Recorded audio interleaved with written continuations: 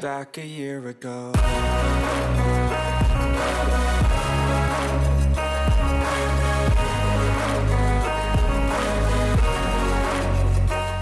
Yesterday we already did some planting of perennials, which is great, in the west corner and the central part of the place. And now I want to combine the work with the conversations we will have the next day is about the permaculture as a system, because for many people they say, okay, if I put mulch or if I make a raised bed, it's already a permaculture.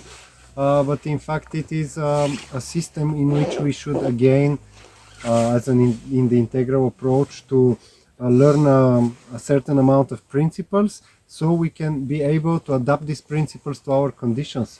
Because lots of people, even people which share with lots of people, they mistake that what works for their place and what is good for them will work for everybody.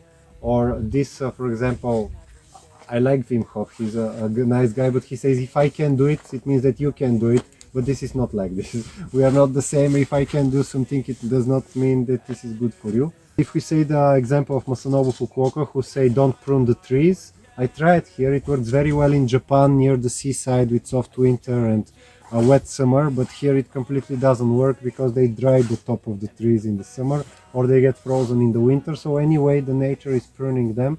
It's better that I prune them before. So we will study something which we call it the scale of relative prioritizing. It's a work we did in a team of permaculture teachers a few years ago, and now it's a part of our Integra system. But it's based on the scale of permanence of Yelmas. One guy will see about him.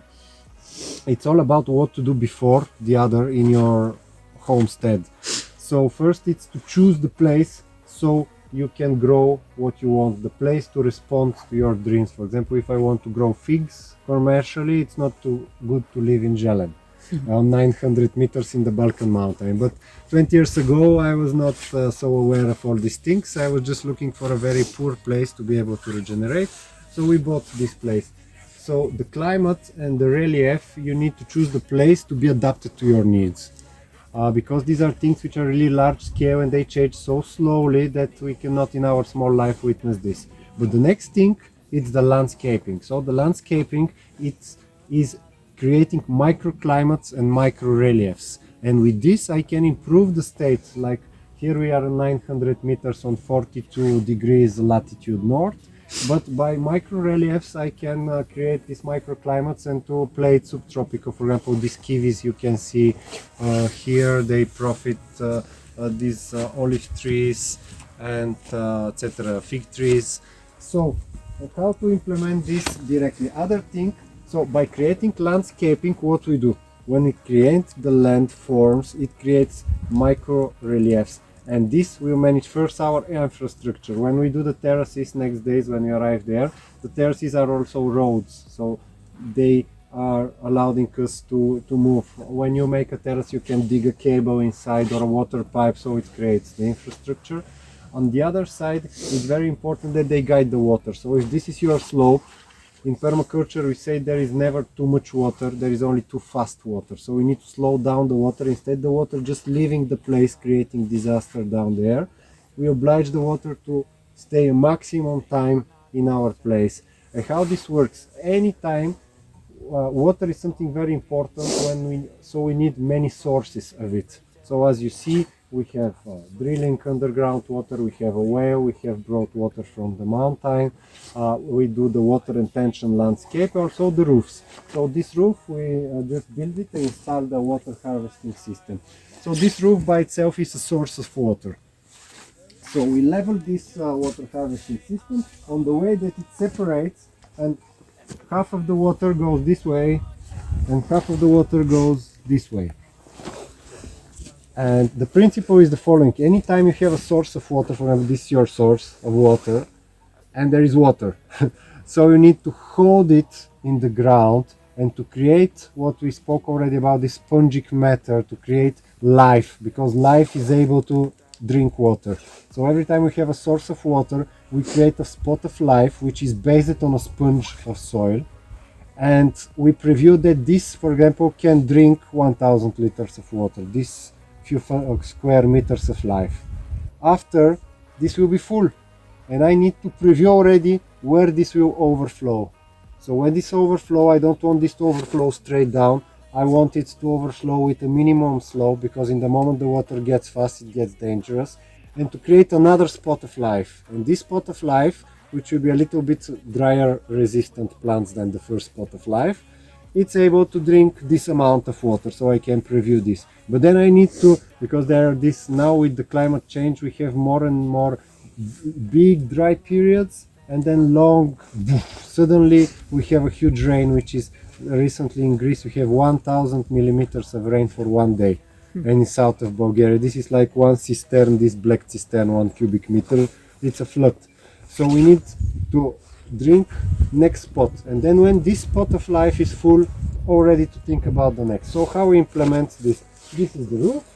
So let's take one part of the roof, this half of the roof, it's filling here. So we made it here.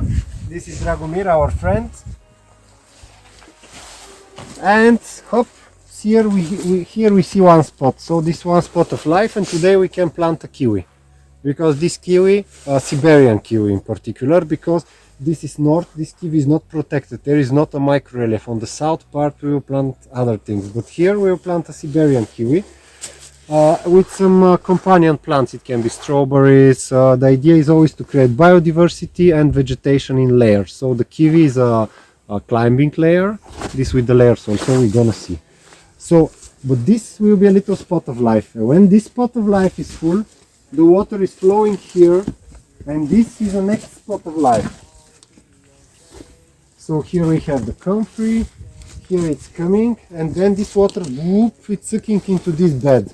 So this bed is another spot of life. There was lots of things growing, like topinambur, fennel, lots of bulbs, which are the underground layer, etc., etc. So now we put it lots of organic matter, and this is a spot of life. And then this spot of life is gently overflowing, because this slope, it's artificial, we created it, is too steep. We were establishing strong plants, so all this vegetation will hold. In permaculture, the principle is when you do a terrace, the height of the terrace, if the terrace is 1 meter high, it needs to be 2 or 3 meters long, so the slope does not erode. Because if I create a terrace like this, it needs to be from stones or concrete, or to invest too much. We can do with tires and all this. But if you want to just use the relief and the plants to cover, the principle is 2-3 meters of length for 1 meter of height of the terrace. But here we are in one place where the soil is really very heavy clay, very compact. It's a curse from one side, but on the other side is a blessing, because we can allow ourselves to do 60 degrees. So for us, if one terrace is 1 meter high, I can have only about 1 meter, let's say, or not even 1 meter. That's why we allowed ourselves to do this steep slope. I will not do it in another place in the valley or down there just near the Iskar River. I'm not allowed to do this type of terrace, but I know already, I lived 20 years, so I know that it's gonna work, this one. There it's coming, this water. Here I made a channel, so this water, it stopped. We don't want the water to go to the building in any case, so the water can spread all around here. This is a road, that's why it's so less vegetation. And then here we will create with you now a life of lime. We already began this life of lime 2 years ago. Every 4 meters we planted the fruit trees from the Institute of Mountain Agriculture, because we work a lot with biodiversity. So we have different sources. One is the official science, so we buy from this Agriculture Institute. The other is grafting. We are blessed in Bulgaria to have one guy who is called a Shlaminator. It's like Terminator, but with grafting, the Graftinator. And he's traveling through Bulgaria and spreading the old varieties. So he came here and he offered me branches from old varieties of different pears, apples, plums, and he teach me how to graft them. So on the wild tree, which is giving fruits big like this, he's grafting a tree which gives fruits like this, but they are resistant. They don't need spraying. They are not the modern varieties. They are the old trees which are just big and they give fruits without anything. So, and then he takes from me here my local old varieties, he brings to the next place. Like this, he's really spreading the genetics of the old, protecting the old varieties. And together with him and with the green team of Bulgaria, we are able to do a lot of grafting and create the old things. So, the principle is the following. Every 4 meters we put trees. Fukuoka would say put the trees every 9 meters and let them without pruning. But it just doesn't work. So with the time I tried, you see there trees on every 6, 7 meters or 9 meters. And these trees I will prune them. But between, because anyway we install irrigation system, so I put drip irrigation, which is every 60 centimeters you have a drip dropping. So it's coming like this, turning around the tree. This we will install now with you next spring for the next summer. Then it comes here, makes a round around the tree, etc. Absolutely the same, you know already, we have this type of system. And so here every 60 centimeters we can plant, for example, raspberry to create this vegetation in layers. And in between, on the 2 meters, we will plant one root of kiwi. Because from here we can make, kiwi needs a structure. And we will use this building for one side of the structure. Here we'll just make like an arch from metal or from wood. We'll make an arch. So it will be like a tunnel of kiwis, and this is our summer kitchen where the people will eat. So there will be little tables on the shade under the kiwis. So we will have underground layer, bulbs. We'll have cover crops, strawberries. We'll have mint, melissa, all these lavender which are high like this. We'll have raspberries and cassis high like this. We'll have the fruit trees, apples. We'll even have here elderberry, which is a bit lower. And then we have the climbers, and then we have emergent layers, where like wild pears, like mulberries, which will just pierce to the top. Like this we create polyculture. So now our aim for today is to create to start planting from both sides of the roofs, and then to create this line. And if we arrive to do this in the next days, because after all of this is full of life and water, we keep doing the overflowing, and that is very gentle. We're going to use the laser level, because there will be a whole line of life, and there will be a lake. Because this roof is only one of the sources, but when we have this surface, there are many. There is another roof, and another roof, and there is a water spring, and there is the sonda, and there is a grey water from a sink, and there is a horse pink up there.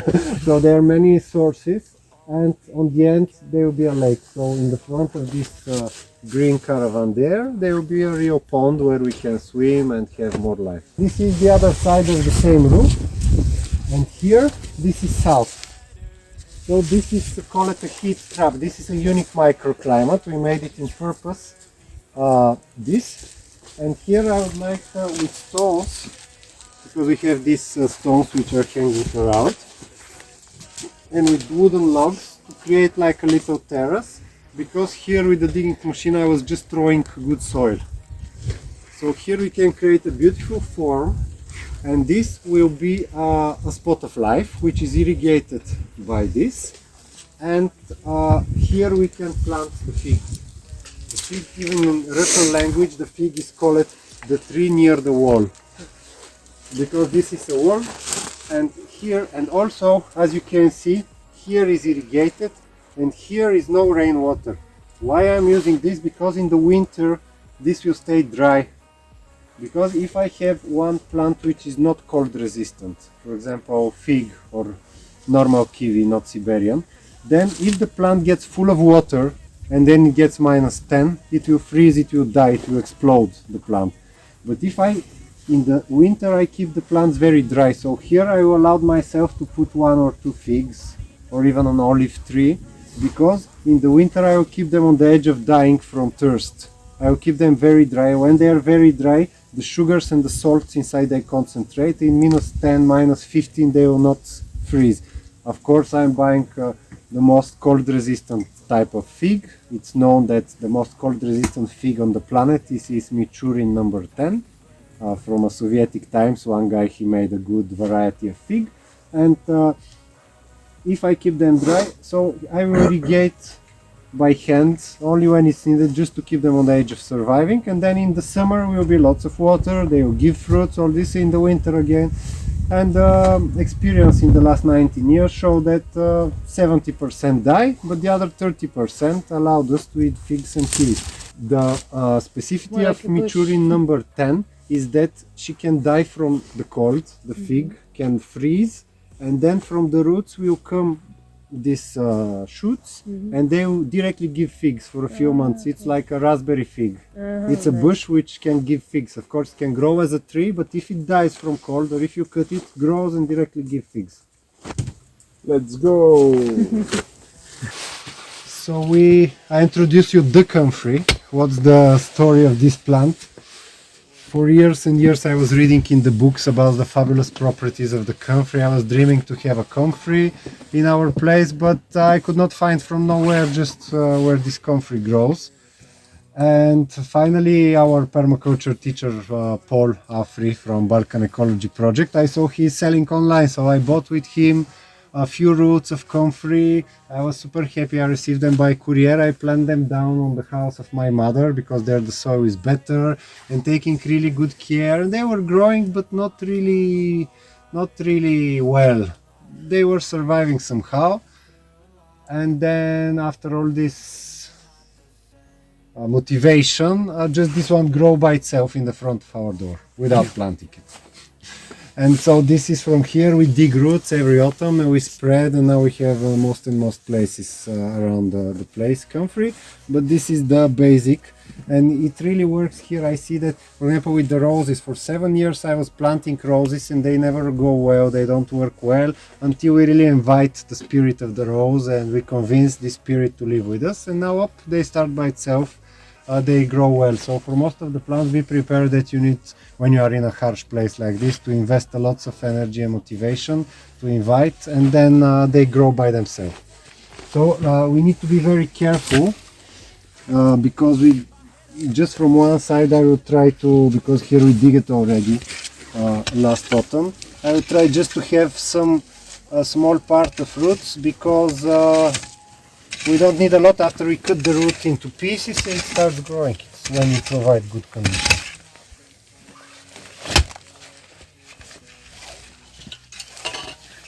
So when you want to dig a plant, first you make a circle of digging, and then you start digging if you want to take out, not just bam in the heart. But I will not want to dig all, I just try to reach some. So first I start on the sides to be sure that I will not harm something, and then here I start seeing something up. So this we can cut in pieces like this.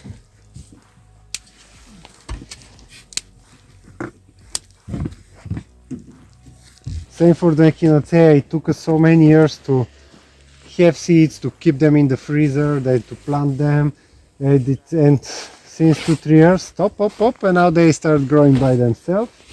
This is ironwood. Similarly, we put lots of effort. This is a very rare endemic herb for Bulgaria. We are so okay. It was in the smoothie this morning. I put it both echinacea in the smoothie. A fabulous immunostimulant, very good for the beginning of the winter. So I will just try to find one root which is a little bit in the middle. This is the endless walnuts. We take this to plant it in for reforestation action.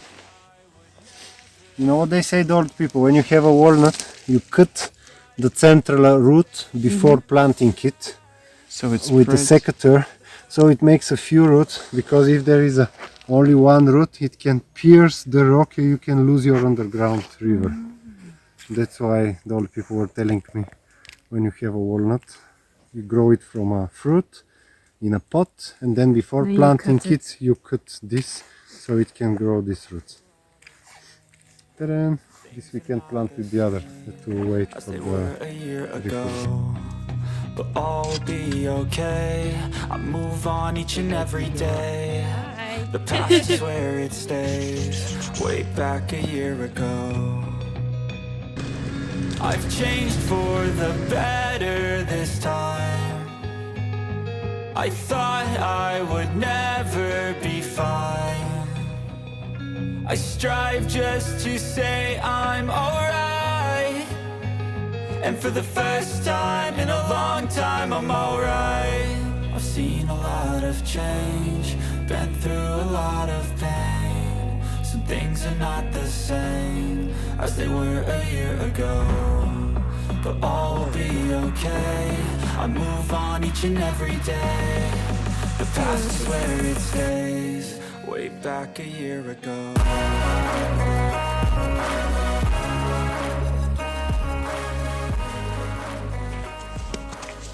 See you in the summer.